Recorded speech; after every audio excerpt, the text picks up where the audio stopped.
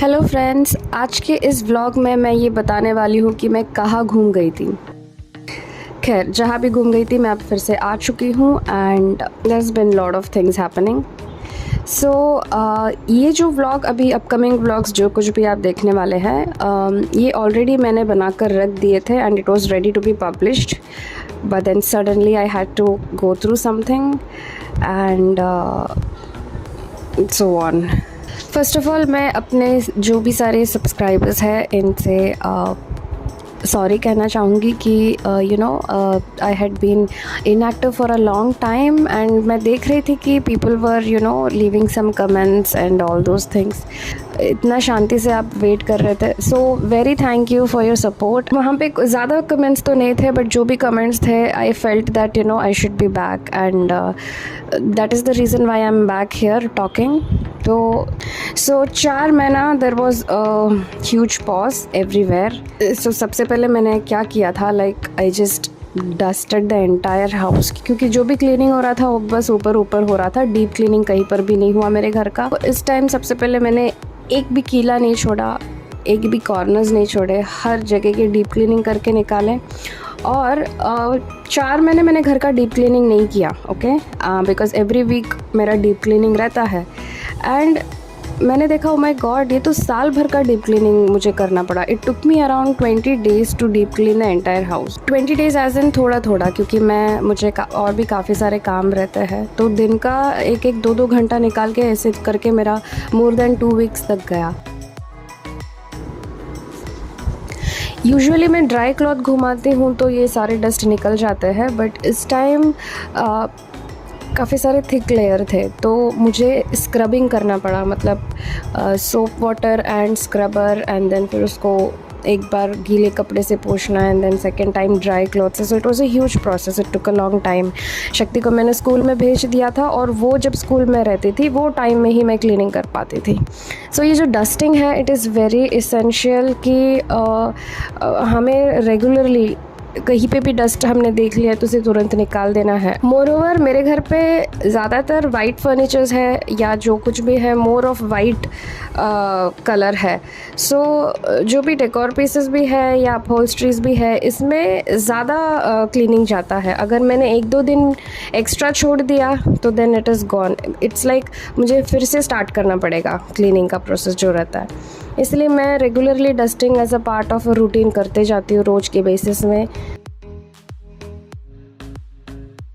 हमारे भारत का जो पॉवर्टी रैंक है, मतलब गरीबी की जो रैंक होती है, वो 107 है आउट ऑफ 121।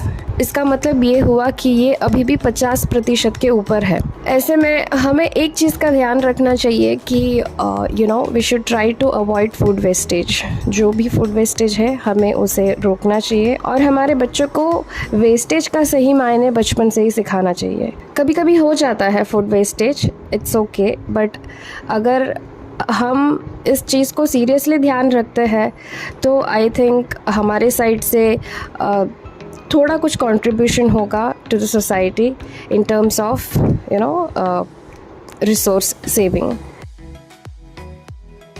मैं काफ़ी टाइम से ऑथेंटिक कोरियन डिश ट्राई करने के लिए बहुत वेट कर रही थी, बट मैं जहाँ पर रहती हूँ वहाँ पर कहीं पर भी अवेलेबल नहीं था।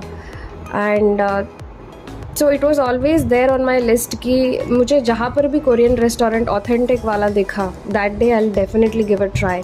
एंड मैंने ग्रेटर बॉम्बे साइड में वगैरह देखा, वहाँ पे कुछ रेस्टोरेंट्स है, बट इसके लिए करके ट्रैवल करके जाना आना and that's going to be huge risk, because Shakti को ज़्यादातर ट्रैवल नहीं पसंद। After a long wait finally मैंने एक कोरियन रेस्टोरेंट ढूंढ निकाला एंड दूरे भी इक्वली एक्साइटेड थे कोरियन डिश ट्राई करने के लिए and then we breaked in.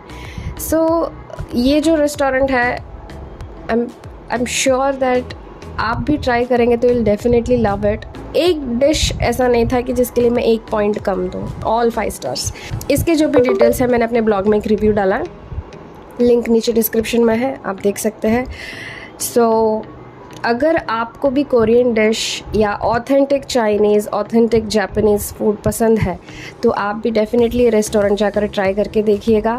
You will definitely enjoy it. और try to go in the night time, मतलब आप डिनर के लिए प्रेफर कीजिए बिकॉज वहाँ का एम्बियंस भी आपको बहुत सूदिंग लगेगा, क्योंकि डे टाइम में it is not going to be that much nice, I think so. और एक चीज़ बताऊँगी, पेट को ज़रूर खाली रखना, बिकॉज कितना भी खा लो, you'll feel like you want to have more. ये जो किम्पाप है इसमें हमने हाफ वेज और हाफ नॉन वेज ऑर्डर की थी, बट वेज जो था वो बहुत ही ब्लैंड था, मतलब कुछ ज़्यादा उसमें ऐसे आपके ज़ुबान को पकड़ने जैसे टेस्ट नहीं था. बट जो नॉन वेज किम्पाप था वो काफ़ी टेस्टी था. एंड एक प्रॉब्लम था जो मुझे अच्छा नहीं लगा, उसमें ड्राई फिश था बीच में. अभी जिस किस को भी ड्राई फिश का टेस्ट पसंद है, दे love it very much. Durai enjoyed it a lot. मुझे ड्राई फिश नहीं पसंद, बट स्टिल मुझे उसका टेस्ट अच्छा लगा. दैट मीन्स जिसको भी वो ड्राई फिश का टेस्ट पसंद है, दे विल एन्जॉय इट. बाकी जो सारे डिशेस है वो ऐसे हम जो नॉर्मल इंडो चाइनीज़ रेस्टोरेंट में जो ट्राई करते हैं वैसे टेस्ट का ही है, बट थोड़ा ऑथेंटिक वर्जन में है. जैसे कि जो भी फ्लावर यूज़ करते हैं उसका डिफरेंस है, जो ऑयल यूज़ करते हैं उसका डिफरेंस है, जो विनेगर उन लोग यूज़ करते हैं उसका डिफरेंस है, सॉल्ट. सो ऐसे जो कोई भी इंग्रेडिएंट्स है उसमें थोड़ा ऑथेंटिक वर्जन्स आपको ट्राई करने मिलेगा.